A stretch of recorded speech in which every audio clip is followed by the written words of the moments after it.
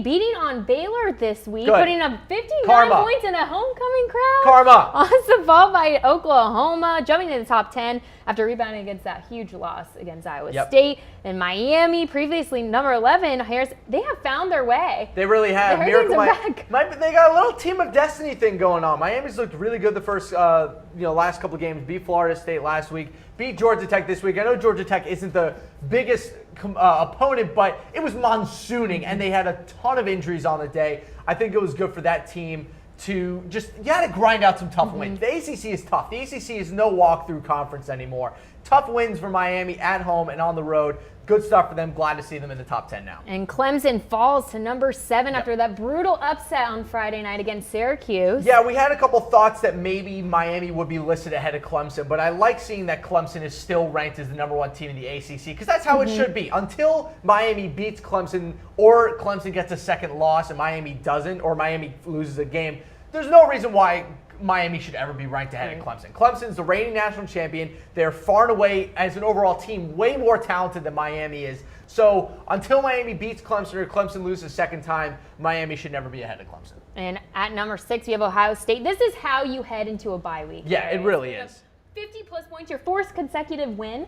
50-plus points, It's they're JT dominating. Barrett. JT Barrett has been absolutely outstanding these past couple weeks. It's awesome to see him back on top. I don't think he's an NFL quarterback any way you look at it, but it's him, J.K. Dobbins, Paris Campbell, Mike Weber, so much speed on that offense, and that defense has been absolutely outstanding, led by Nick Bosa and Sam Hubbard. They've been spectacular the past couple weeks.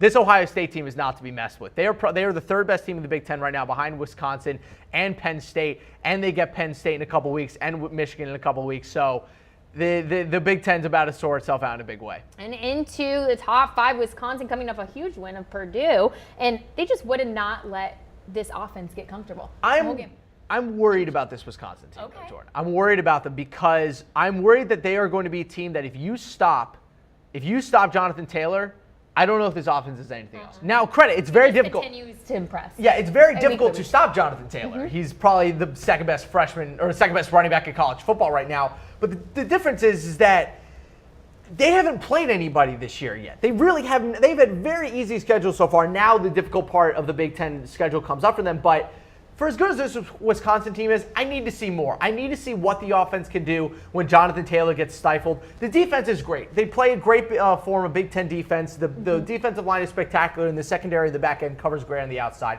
But they need to prove me something else on offense. I need to see if Alex Hornibrook can win a couple games for them.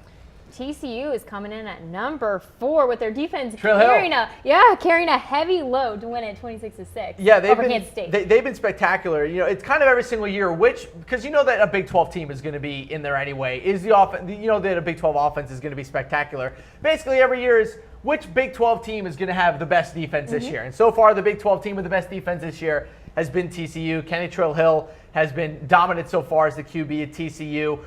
They've been great in the running game as well. The wide receivers on the outside have, I think, played a little bit above their pay grade, but the defense has been spectacular. TCU has really been able to take control of the Big 12. They've already taken down Oklahoma State. I'm very excited to see what they do against Oklahoma. At number 3, we have Georgia. They struggled early against Missouri, but pulling through. Good. Georgia needs to be at number 3. This is it's tough to know who the best team in the country is right now after Alabama, but Georgia, in my opinion, I think Georgia's better than Penn State personally. I think they're a more complete team. I think they're better on the defensive end. I think Penn State and Georgia are unbelievably similar teams.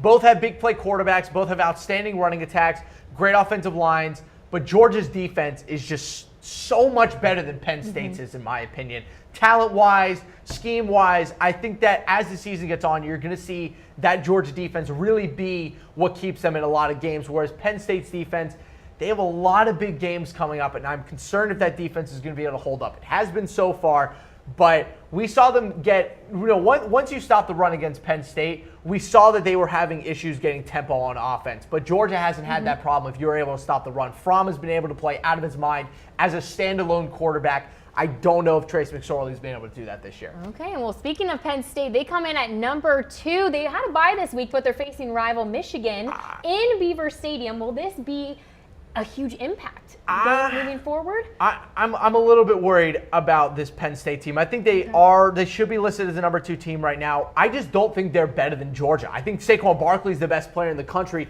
I think Trace McSorley is great. I just don't think as an overall team they are better than Georgia. I just don't. I'm waiting for them to kind of take that next step like Georgia has so far these past couple weeks. I think Penn State needs a signature win. They have Ohio State coming up. They have Michigan coming up. These are the games that they need to win. If they win these 2 games, they are the certified number 2 team. But if Georgia keeps grinding the way they've been, we'll see. I think Georgia's better, but Penn State deserves to be number 2 right now. All right, and finally at number 1, we have Alabama that totally dominated Arkansas from the first play of the entire game. Is there anyone on this Alabama's regular season that is going to be intimidating? No, their schedule is kind of garbage, to be totally honest. The rest of their schedule is super easy. Yeah, they do have Auburn coming up at the end of the year in Jordan-Hare Stadium in Auburn, which is nice.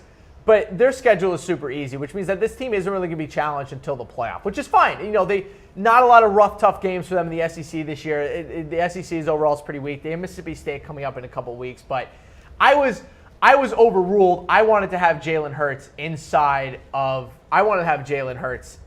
the Heisman list this year. I think he's been spectacular. He's been so efficient, so good with his legs. He has been the Alabama offense this year with that running attack. I would like to see him get a little more Heisman credit. But I was overruled. But the AP poll as a whole, I think they got it right this week. I think a lot of the placements are right. But like I said, I have a little bit of an issue having USC over Washington. I just don't understand that at all. You watch the teams. USC struggles to beat anybody. Washington State has struggled in 1 game this year. I don't like it. I think USC is massively overrated. All right, well, that is all the time we have for you guys today. That was your top AB25 teams. We will continue to loop this for you guys. And once again, we are presented by Man Crates. Go ahead and go to mancrates.com/chatsports, ladies, for a special gift for your man. My name is Jordan Giorgio. This is Harris Rubenstein. Make sure to follow Chat Sports at Chat Sports on Facebook, Twitter, and Instagram. And we will see you next week.